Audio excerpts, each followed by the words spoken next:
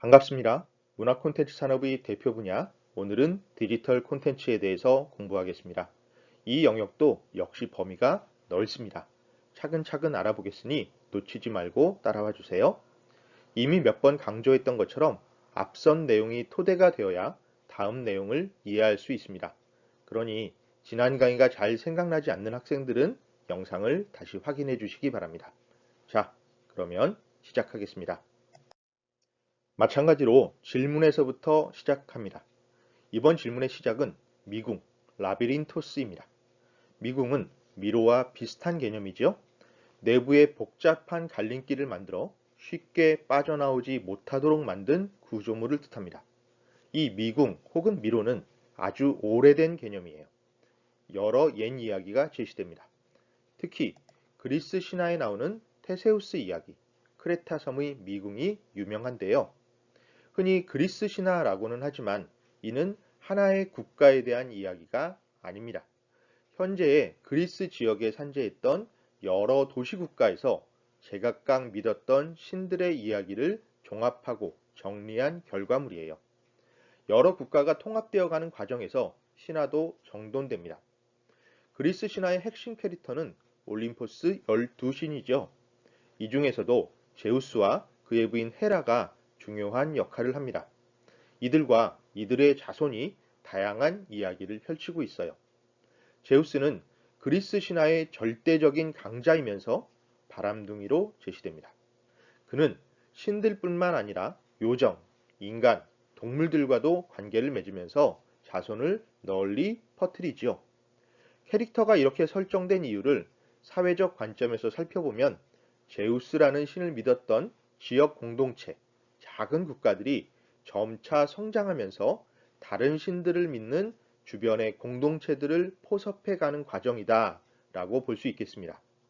이 과정에서 각 지역의 신들은 제우스의 상대방 혹은 자손들의 방식으로 연관성을 만들었습니다. 세력이 약한 신들은 보통 제우스의 자손으로 관계가 설정이 됩니다.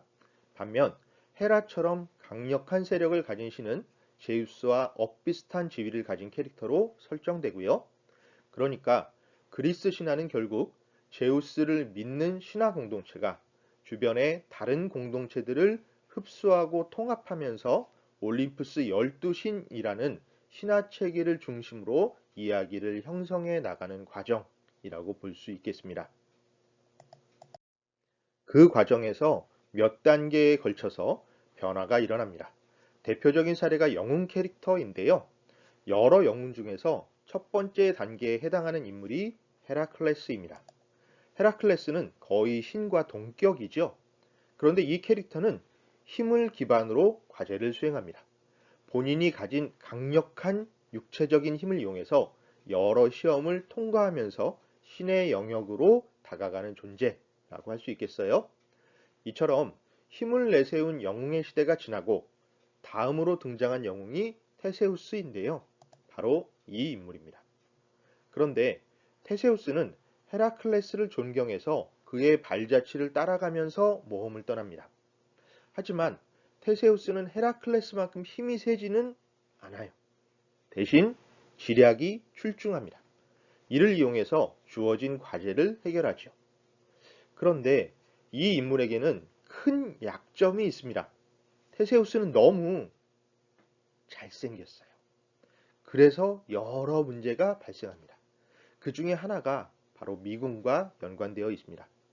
이것을 알아보기 위해서 테세우스의 어린 시절부터 살펴봅시다. 그는 아버지 없이 자랐습니다. 그런 까닭에 주변으로부터 따돌림을 당했지요. 그 모습을 본 어머니가 말해요. 내 아버지는 사실 아테네의 왕이란다. 그리고 아버지가 커다란 바위 아래 증표를 남겨두었다라고 일러줍니다. 그 말을 들은 테세우스는 바위를 들어 올려 그 밑에 감춰진 증표, 부러진 칼을 꺼내죠. 그런 뒤에 길을 떠납니다. 아버지를 만나기 위해서. 아테네로요. 그런데 잠깐, 부러진 칼이라고요? 아비 없이 자란 아들, 감춰진 증표, 정체성을 찾으러 떠난 여행, 이런 설정들 아주 익숙합니다. 한민족 신화에도 나오죠. 고구려를 건국한 주몽과 그의 아들 유리 이야기. 이와 관련된 작품은 여러 편이 전하지만 조선시대 이규보가 지은 서사시 동명왕편이 대표적인 사례입니다. 이 작품은 해모수의 등장, 유하와의 결혼, 주몽, 즉 동명왕의 탄생과 성장, 고구려의 건국과 진흥, 아들 유리의 승계 등으로 구성되는데 그 중에서 유리와 관련된 부분이 여기에 해당합니다.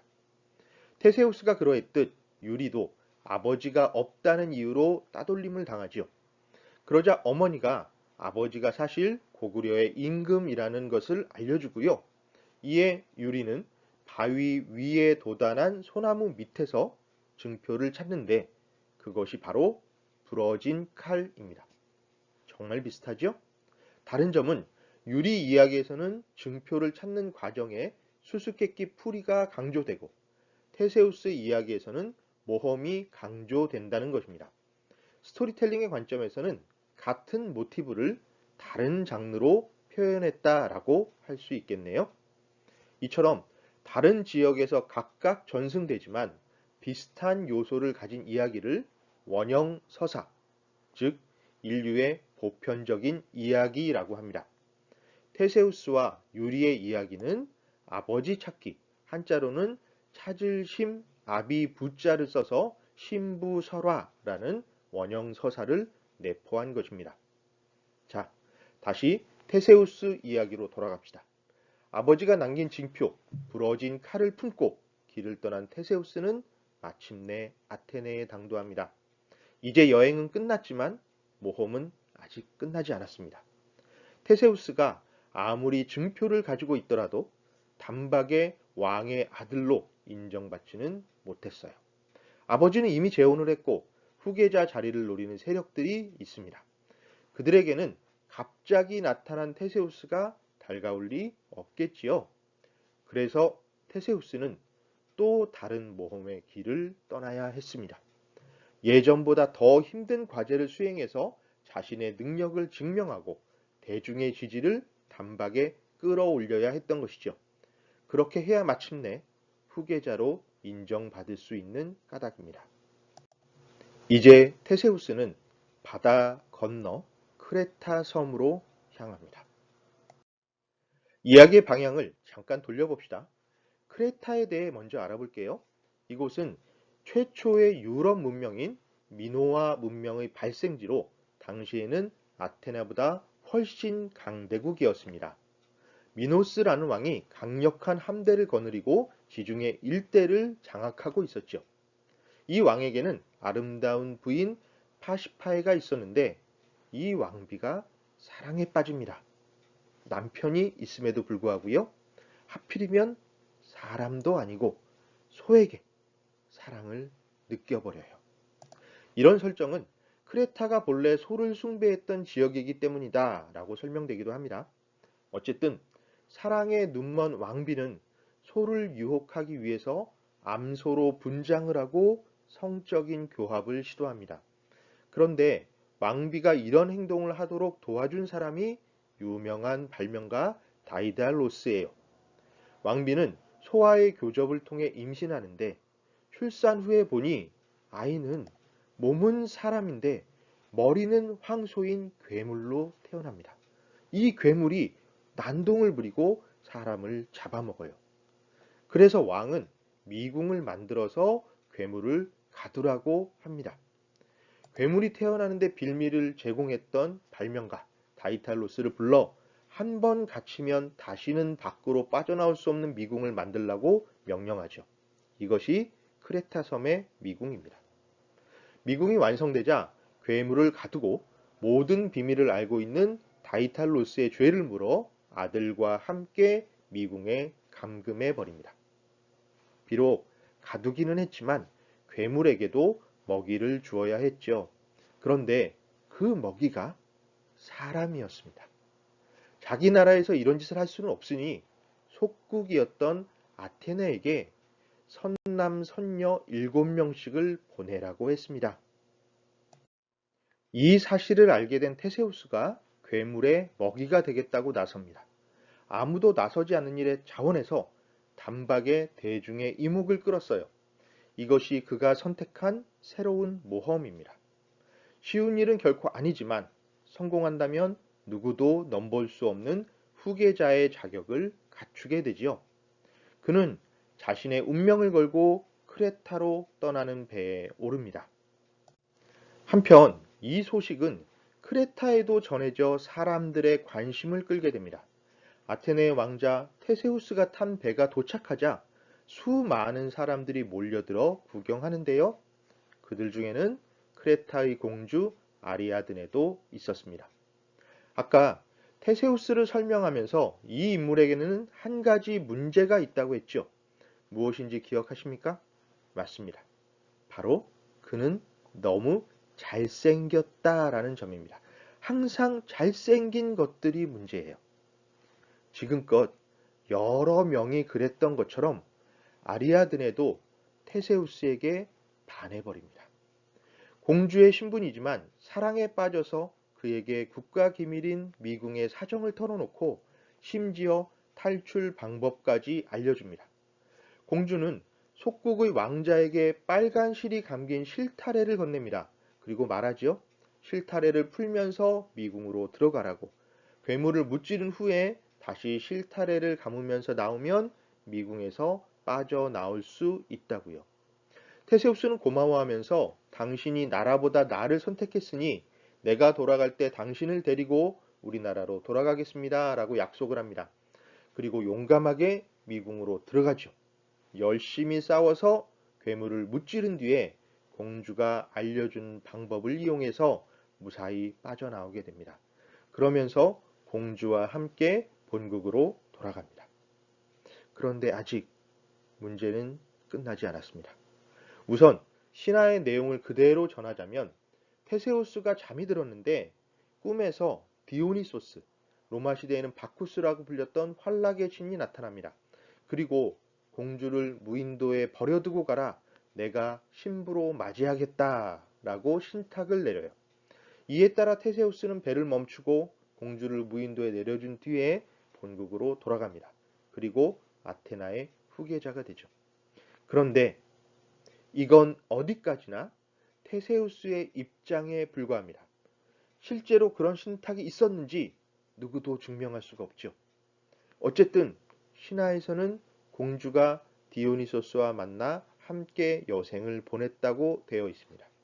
하지만 실제로 어떤 일이 있었는지는 누구도 모르죠. 이러한 미궁의 이야기, 그리고 괴물을 무찌르는 영웅 이야기, 이런 원형 서사가 신화를 비롯한 여러 작품에서 전승되고 있습니다. 그런데 미궁에 대한 이야기를 마무리하기 전에 한 가지 더 살펴볼 내용이 남았습니다. 자신이 만든 미궁에 갇혔던 발명가와 그의 아들입니다.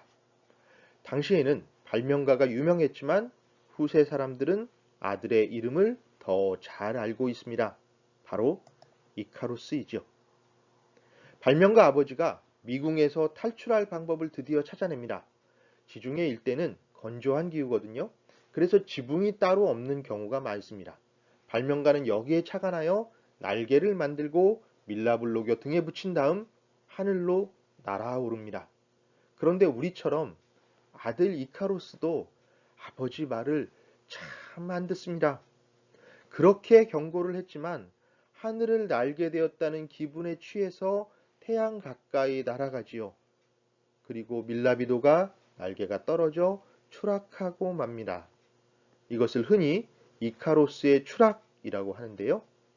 이후 이카로스는 자기가 원하던 것을 추구하다가 결국엔 실패하고 마는 사람의 상징이 됩니다. 그리고 그의 이야기가 여러 예술가에게 영감을 줍니다. 관련된 작품이 여러 분야에서 다양하게 발표되었어요. 마르크 샤갈이 이카로스의 추락이라는 그림을 남겼습니다. 앙리 마티스도 같은 소재로 그림을 그립니다. 서로 화풍은 너무 다르지만 같은 이야기에 매료되었던 것이죠. 그리고 신화의 내용에 더 충실한 작품으로는 허버트 드레이퍼의 이카루스에 대한 애도가 있습니다. 자, 이렇게 신화를 공부하면 그 속에 담긴 이야기들을 여러 문화예술 분야에서 활용할 수 있는 힘이 생깁니다. 신화에서 창작의 힘을 얻고 문화예술 작품을 통해서 신화가 널리 알려지는 선순환 구조가 형성되는 겁니다. 이처럼 신화가 가진 힘을 신화적 상상력이라고 설명하기도 하죠.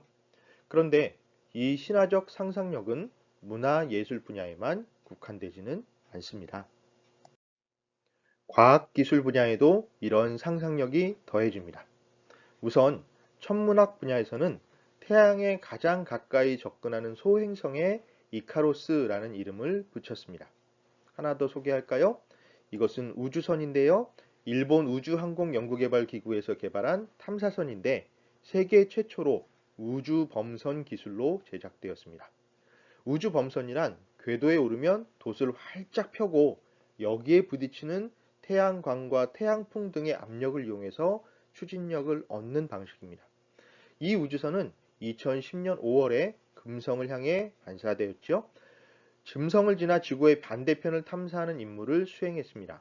이처럼 태양을 향해 나가기 때문에 그 이름을 이카로스라고 지었던 것이에요. 이처럼 신화적 상상력, 즉 옛 이야기의 가치는 과학기술 분야에도 분명한 영향을 줍니다. 과학기술뿐만 아니라 다른 분야에서도 두루 활용되고 있는 것이고요. 특히 디지털 기술의 활용 범위가 넓어지면서 일상에도 두루 영향을 주고 있습니다. 옛 이야기에서 영감을 얻어 작품을 만들어 새로운 매체에 적용합니다. 미디어와 표현 방식은 항상 변하지만 거기에 들어가는 콘텐츠는 기존의 문화유산인 경우가 많지요. 이런 사례는 문화 콘텐츠 산업의 여러 분야에서 두루 발견됩니다.